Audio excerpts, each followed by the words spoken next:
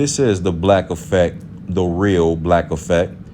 I want to talk about rappers who didn't curse but could rap circles around your average rapper today and in the past. Like rappers who didn't curse but were still awesome rappers.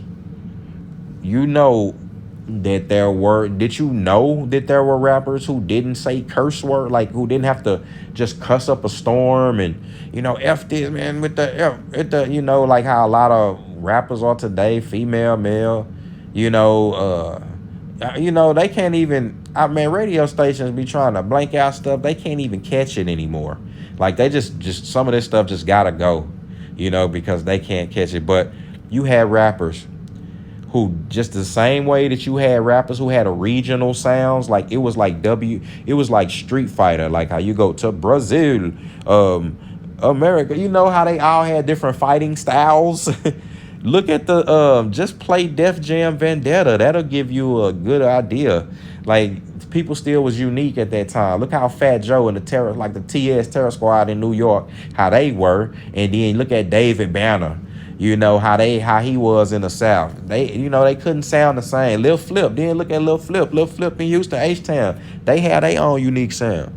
But before I get off topic, the rappers who didn't curse.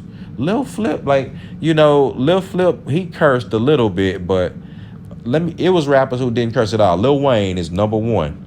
Lil Wayne was a young, not only a young kid rapper, he was like 12, 13, 14, rapping with adults. I'm talking about rapping with the Hot Boys, Baby, and Manny Fresh, and helping them sound doper. Cause Baby couldn't even rap. Like Baby couldn't even put words together. Lil Wayne was dope at putting words together and his wordplay at a young age. Lil Wayne was so dope, man. We was listening to him in high school. Older heads was listening to him. We didn't even know how old he was, man. You understand? But Lil Wayne, he didn't curse in his rhymes. He didn't. Go back and he started at a certain point when he turned 18. And you can go back and trace that if you go back and listen to the first Hot Boys albums. You go back and listen Guerrilla Warfare. You go listen to the album. Like if he's featured on anything before he turned 18, Lil Wayne was not cursing, and you could tell. You could go back and that's proven. But he still was just as dope. Like, don't get it twisted. Lil Wayne was still just as dope as he was, if not, he was. I'm not gonna say. I definitely can't say he was better, cause see, Lil Wayne grew in skill. Lil Wayne actually honed his craft as time progressed. So Lil Wayne doesn't have to curse. I think Lil Wayne could put together like a whole album or something like that with no curse words if he wanted to. It's just not something that he cares to do, because when he wasn't cursing, that was due to his mother. You understand? That was against his will. Like his mother allowed him to do music, but she you still can't curse. And I don't know, salute to Lil Wayne and and Mom Dukes, but I don't get the logic, because Mom Dukes allowed him to go with Baby. But that was like his father figure. But still, and I guess she was like, man, look, he need any father figure is better than none. I guess I don't get the logic, because Baby and Slim are known gangsters and criminals in New Orleans. So you won't let him cuss, but you will let him hang around them, and then BG and the Hot Boy and them were doing drugs. I'm talking about heroin and all that stuff. So I don't know. But, again, man, shout out to Lil Wayne, man, the best rapper alive, I will say. Like, alive, yeah, I say he's the best. Like, as far as skill, just skill alone, I would say him. Because Lil Wayne be freestyling and stuff, and, he's done a lot. It's now, that could be up for debate, because some people they may interchange him with someone else. They may switch him out with Eminem. I don't know. That's all up to you. But yep. So Lil Wayne was number one for me. And like I said, man, even in the block is hot.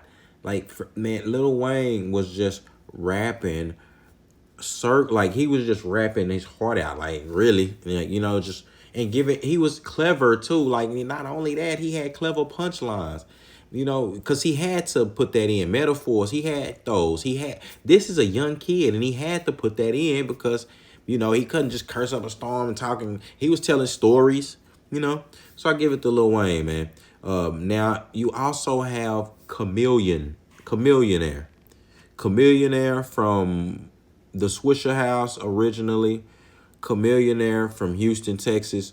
The King Cooper, aka King Cooper, aka the Color Changing Lizard.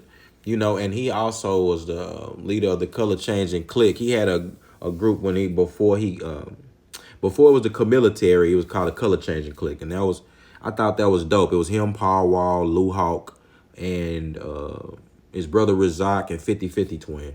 Now that was awesome. Little like Chamillionaire, man, was ahead of his time. Chamillionaire was like a phenom, man. To me, Chamillionaire is actually, to be honest, Chamillionaire is like one of my favorite rappers, like in my top three. Chamillionaire is in my top three of favorite rappers. It had to be Tupac, Biggie, and Chamillionaire. Because, I am from Texas also, but I'm not from Houston. But still, Chamillionaire, like we really, like we were Swisher House connoisseurs. Like we were screw music connoisseurs just because it bled from Houston to Dallas. People in Dallas, we love screw music as well, and DJ Screw and the Screwed Up Clique. But Chamillionaire, everybody else, they cursed, but Chamillionaire was the best rapper on Swisher House. Everybody like rocked with Chamillionaire. He was the most popular. People loved. That's how he was able to branch out and do his own thing. Like he was the first one to have. Chamillionaire actually like had a website, I would say, before Soulja Boy. Chamillionaire had his, he wasn't on YouTube or MySpace, but Chamillionaire had his own website. Like back when you had the slow dial-up internet. Chamillionaire had his own website at that time. That's how ahead of his time that brother was. And he never cursed in his raps. And unlike Lil Wayne, this was of his own volition.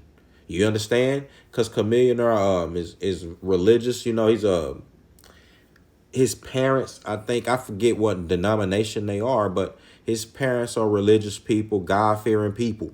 And Chamillionaire is a God-fearing man. Like, so he made it a point not to do that. Just get the cursing on raps. Like, cause some dudes they were freestyling in the Swisher House.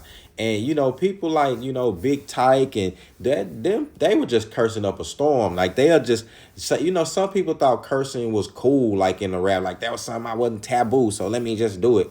And they weren't, and just as filler, and they weren't really saying much. But no, Chamillionaire, man, I'm talking about he had one of the best flows ever in rap. Like in the rap game. Go back and listen to his old Swisher stuff. The way Chamillionaire could ride a beat, like his voice was like an instrument, bro. You didn't even curl. And I guarantee, ask people in Houston, like you didn't even curl what he was like the Jay-Z of Houston. But he didn't curse. He was like the Jay-Z of Houston, didn't curse. And because people, what I say the Jay-Z, because people didn't care what beat Jay-Z rapped on. They didn't care what beat Chamillionaire rapped on. Man, he even said that in one of his rhymes. He was like, he could rap over anything to still be dope. Like, that's the truth.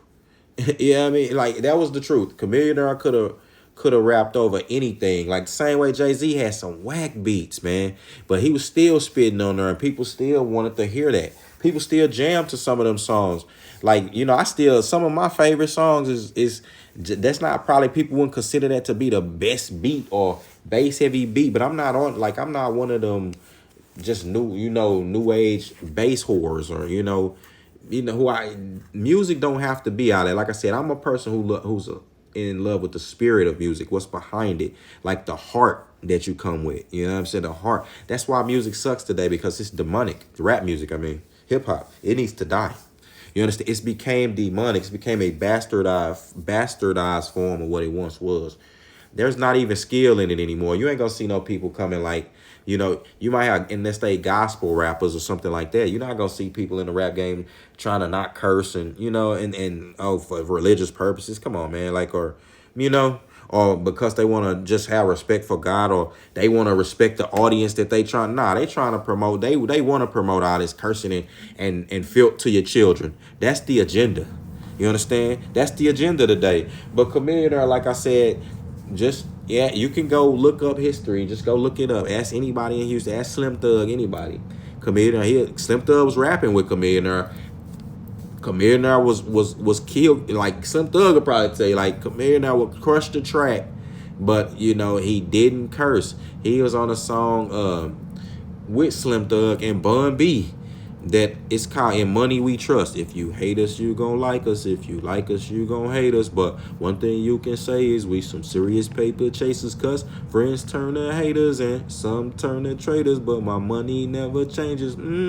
So in money we trust. I'm gonna rap the songs, I've done music before, and I don't want to get copyright strike. You can't put no music in these YouTube videos, man. So I'm gonna try to I'll rap some lyrics. You could type it into the Google and pull it up, okay? But yeah, that's Chamillionaire is number 2. Number 3.